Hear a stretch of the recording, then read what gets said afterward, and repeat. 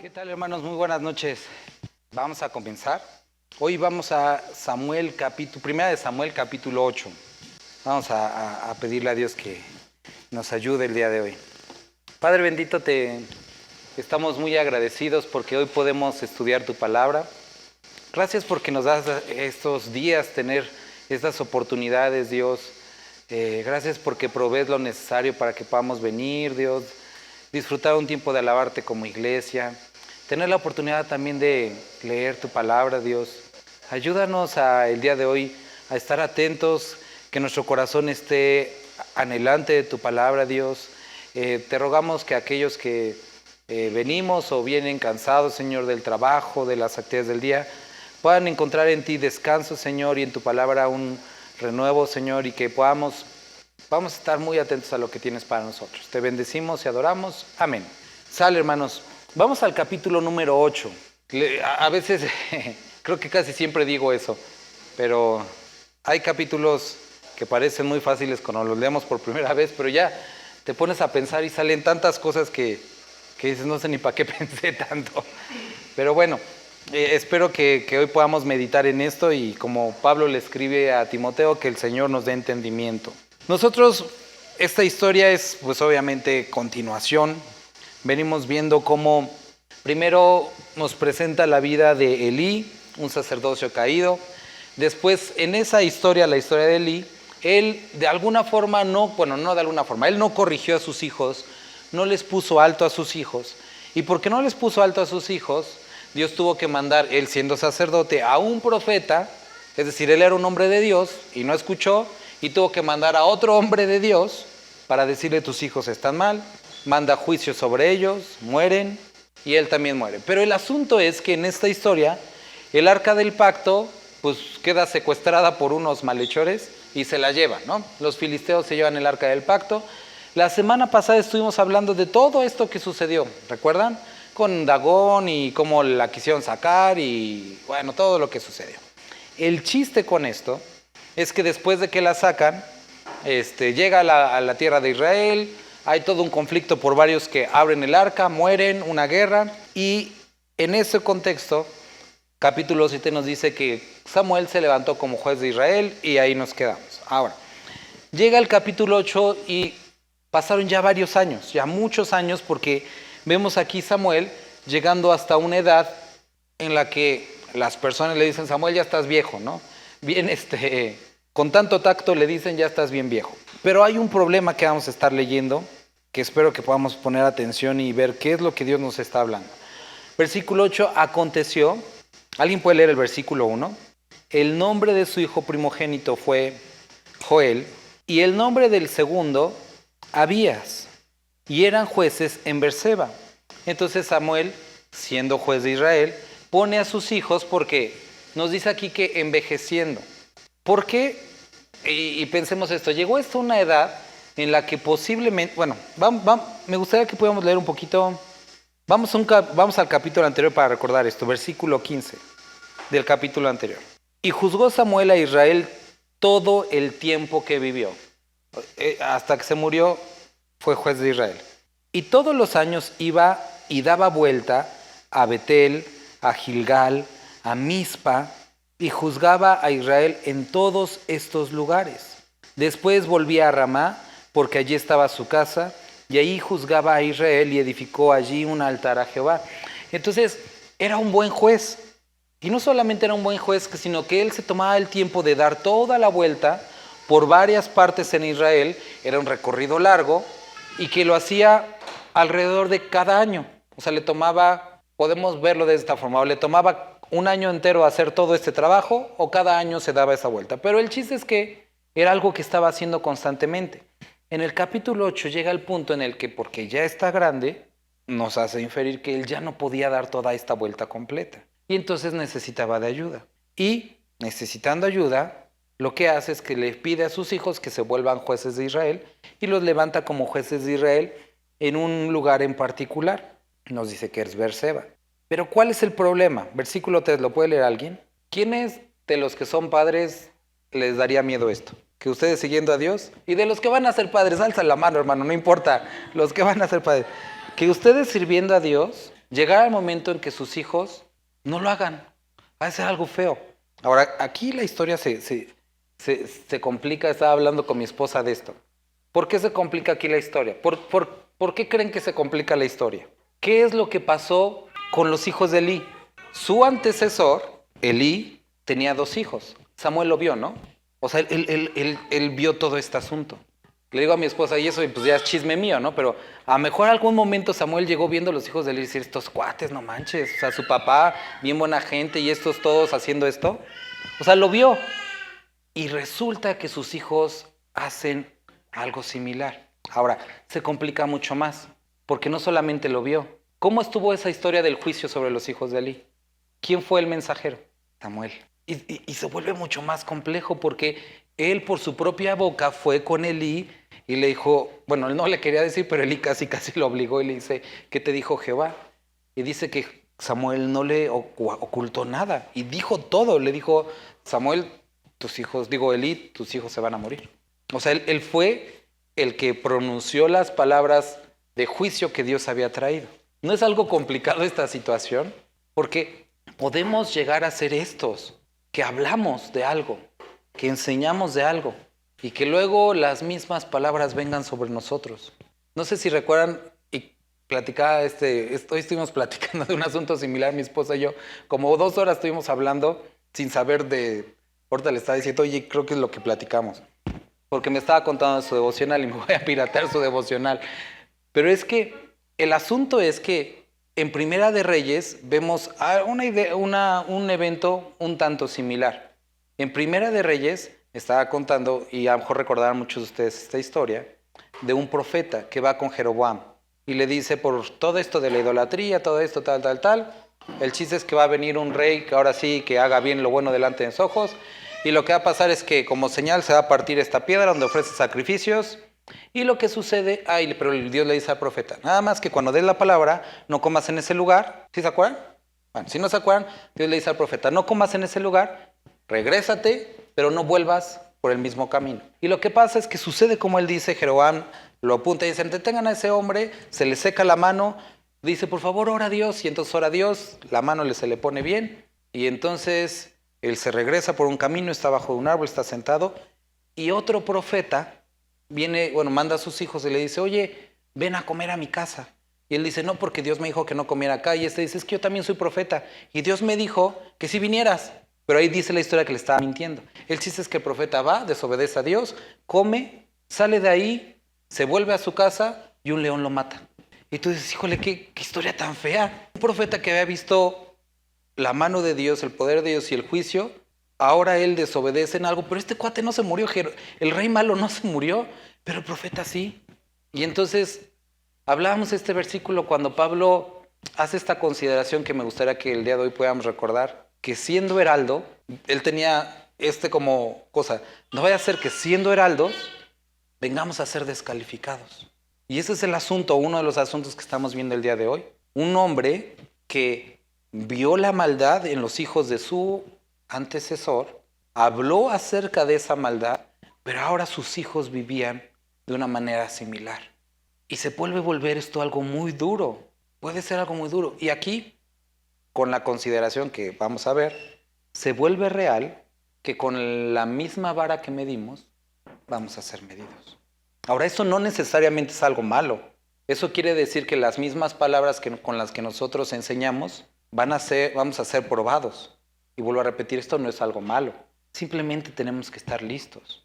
Porque llega el momento en el que vuelve sobre nosotros. ¿Y ahora qué vamos a hacer? Entonces, aquí vamos a decir una ventaja, o que por lo menos yo lo veo así.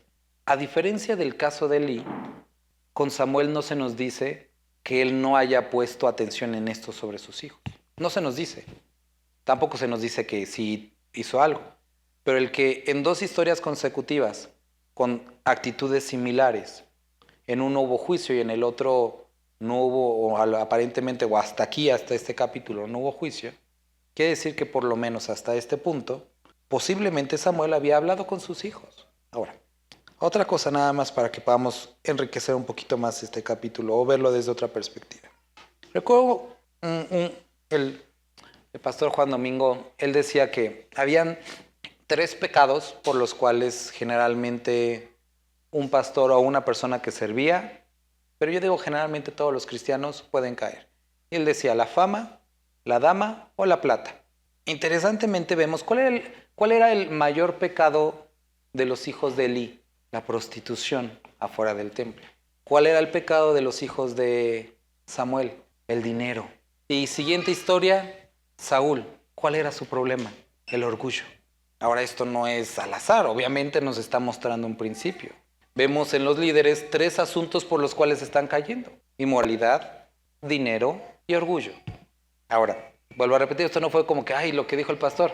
Según la palabra, ¿cuáles son las 3 estrategias casi únicas que tiene Satanás? Los deseos de la carne, los deseos de los ojos y la vanagloria de la vida.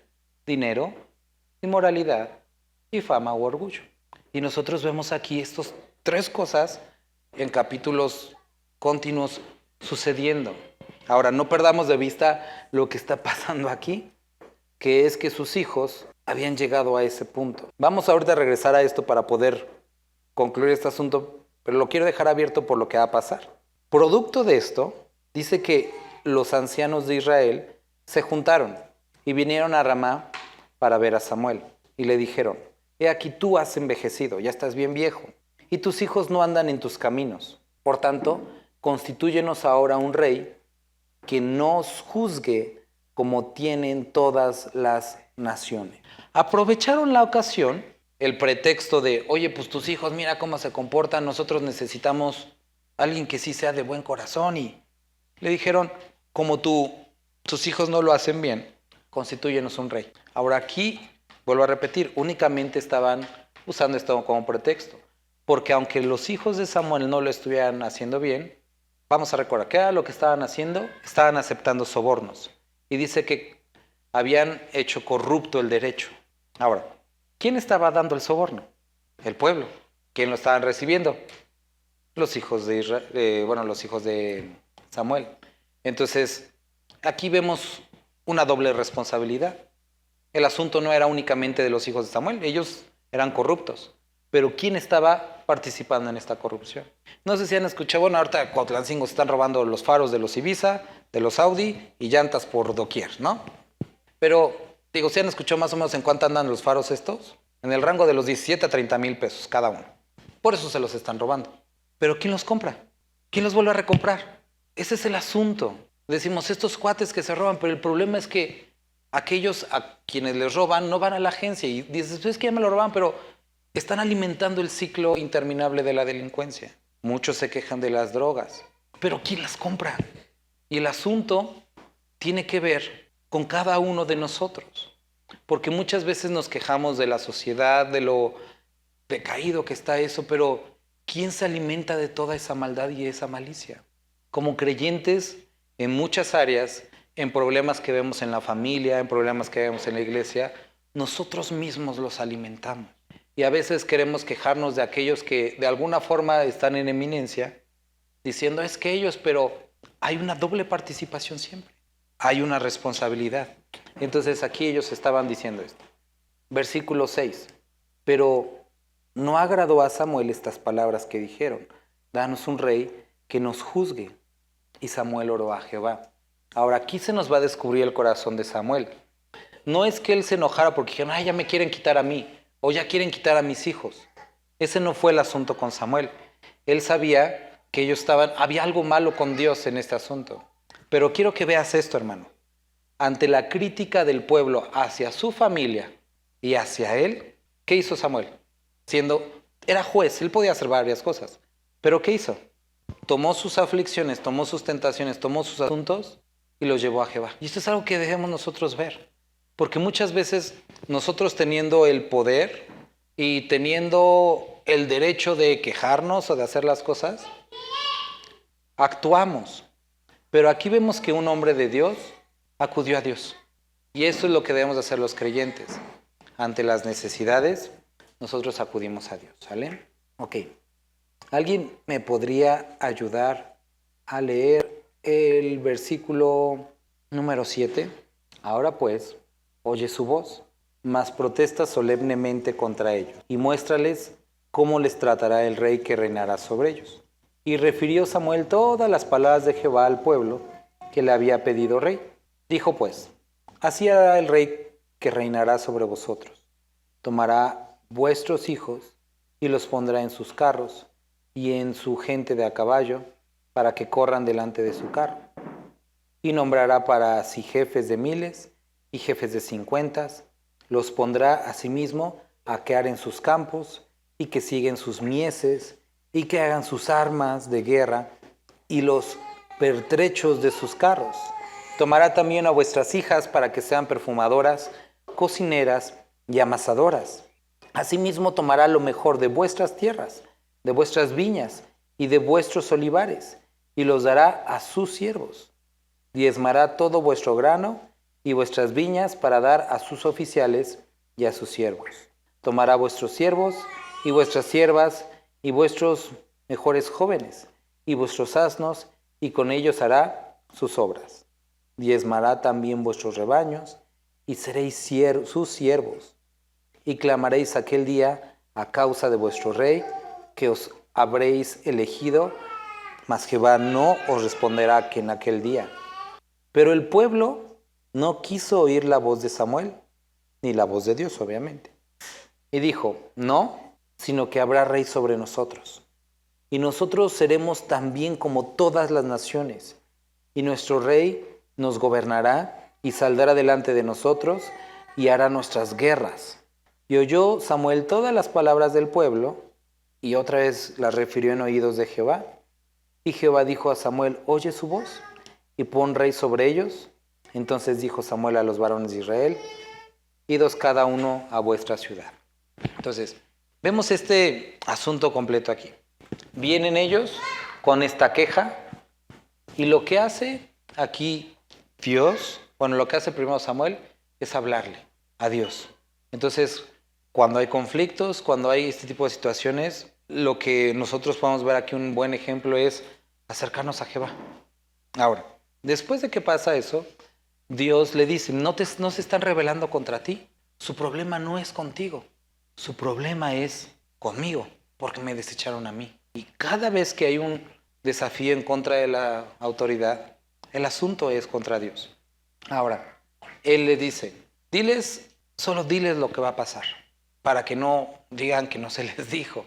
Infórmales que básicamente los va a esclavizar, van a ser sus esclavos. Les dice, ellos dicen, no importa, queremos ser iguales que los demás. Y entonces presentan una idea romántica, que pelea nuestras guerras, que vaya delante de nosotros, toda esta idea. ¿Y qué hace Samuel? Nuevamente va con Dios y le dice todo lo que dijeron al pueblo de Israel. Ahora, no es como que Dios estuviera como que vas y me cuentas el chisme, a ver qué te dijeron para... O sea, Dios sabía todo esto. Pero vemos un hombre que toma muy en serio esto de consultar a Jehová cada vez.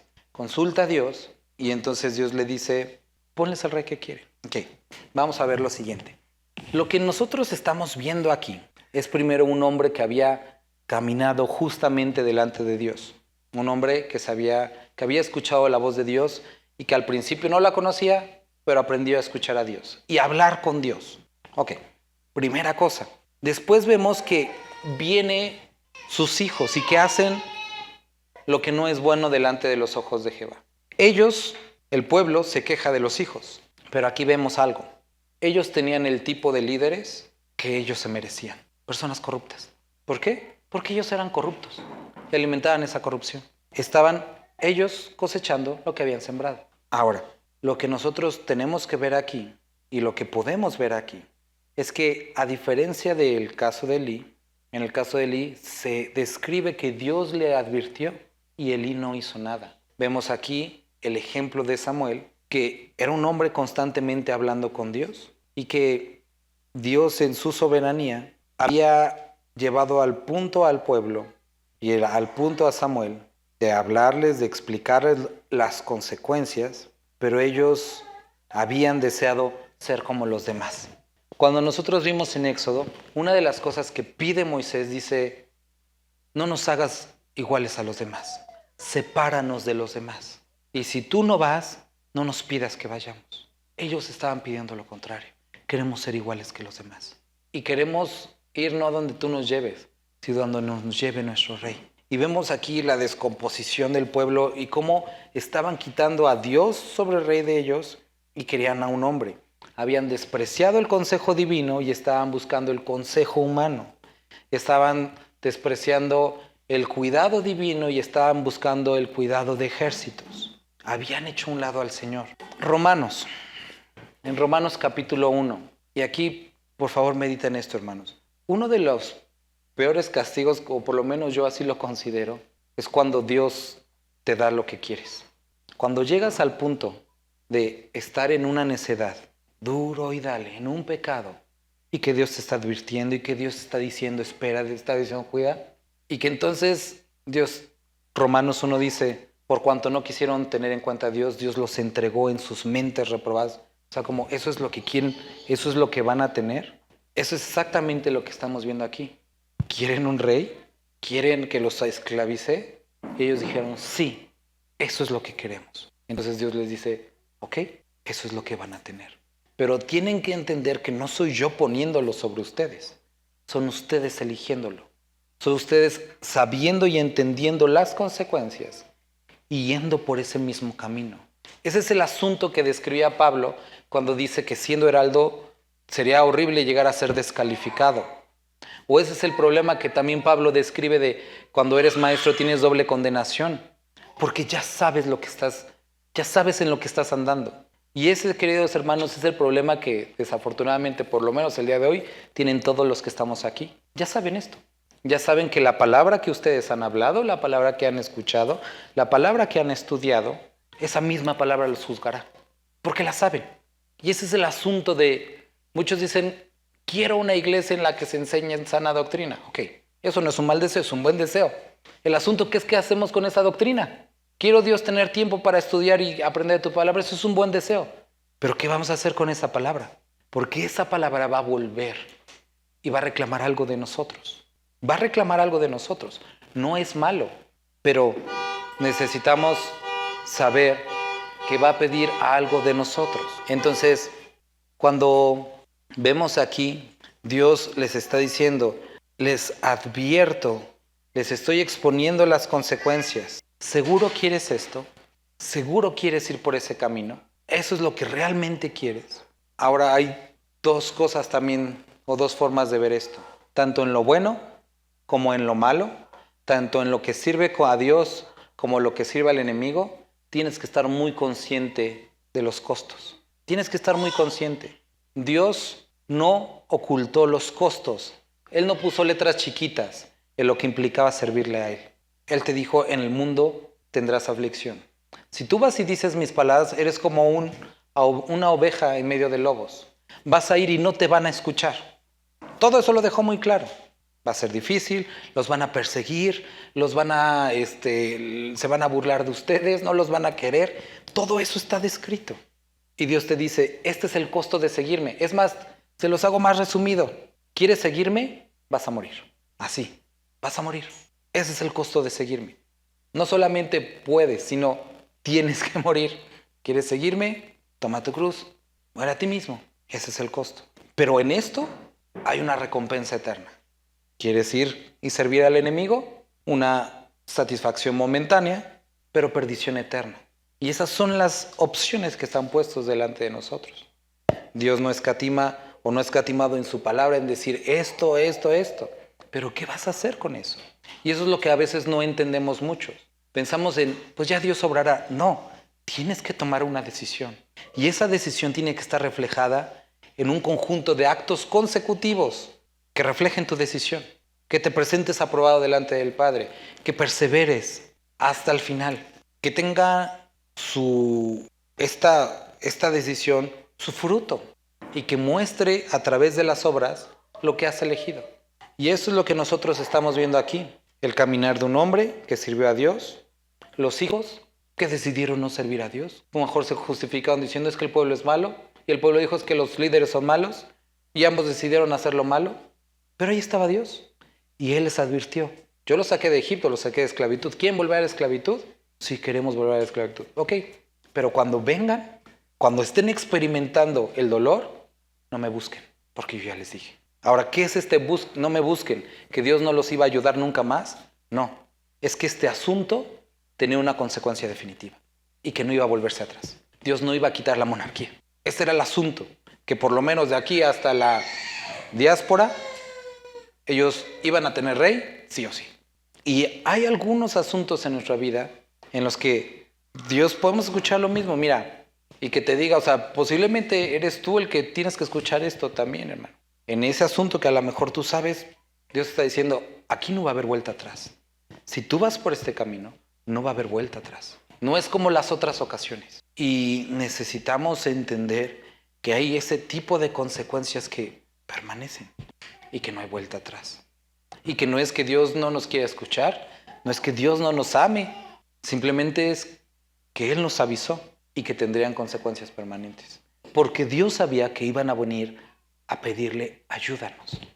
Pero Él tenía que explicarles, no va a ser posible. No porque no quiera, sino porque eso es lo que eligieron ustedes. Y queridos hermanos, nosotros hoy tenemos que ver que Dios siempre pone dos caminos delante de nosotros. Y no es enojo, ira, ni la destrucción de Dios, sino que en su gracia nos dice, hey, este es el camino sano por donde debes de andar. Pero si tú no lo deseas, adelante, sigue tu mente reprobada y experimenta las consecuencias. Desafortunadamente, llegó el punto donde Dios le tiene que decir a Samuel, versículo 22, oye su voz. Ahora, no sé si lo notaste, pero yo ahorita que lo estaba leyendo, no se refiere aquí, o en este punto, o en este capítulo, como mi pueblo. Siempre dice, ve y dile a mi pueblo. Pero aquí no dice eso. Dice, ve y dile al pueblo. Porque en este momento no se estaban comportando como su pueblo. ¿Por qué? Porque dijeron, no queremos que gobierne sobre nosotros. ¿Entiendes? O sea, la gravedad de esto. Y este es el asunto, hermano y hermana, cuando Dios nos da una dirección, una instrucción, y nosotros decimos, mejor esto, Dios. En ese momento tú estás diciendo, no gobiernas sobre mí, yo gobierno sobre mí. Lo cual es contradictorio porque le entregamos nuestra vida. Lo cual es contradictorio porque Él pagó por nuestra vida. Lo cual es contradictorio porque nacimos de nuevo y ahora Él es nuestro Padre. Pero a veces pensamos que tenemos la opción de decirle no, cuando no la tenemos. Pero nos vemos ridículos. Ridículos como, por ejemplo, cuando mi hijo pequeño me dice, tú no aquí, tú vete. ¿Ya dónde voy a ir si es mi casa? O sea, pero así nos vemos a veces con Dios. Y Él no les dice mi pueblo porque ellos desearon que Él no fuera su Dios, no fuera su rey. Eso es algo triste, pero que debemos de pensar que eso es a donde nos llevan nuestras decisiones. A veces queremos su protección, pero no su señorío. Y las cosas no funcionan así. Jehová dijo a Samuel, oye su voz y pon rey sobre ellos. Entonces dijo Samuel a los varones de Israel, vayan cada uno a vuestra ciudad. Van a tener lo que quieran. Hermano y hermana, termino con esto. Libra tu vida de este momento horrible. Cuando escuches estas palabras de vete a tu casa, vas a tener lo que quieres. Cuando esto que estamos pidiendo es algo que va en contra de Dios. Porque seguramente experimentaremos las consecuencias de eso. Que Dios ha tratado o nos ha avisado que no debemos ir por ahí, pero que en nuestra necesidad caminamos. Vamos a orar. Padre, gracias te damos por este capítulo que pudimos ver. Padre, que cada uno de los que estamos aquí podamos el día de hoy reflexionar. Si hay algún asunto, algún área en la que nos has advertido fuertemente acerca de algo y que hemos insistido en nosotros en reinar sobre esa área de nuestra vida.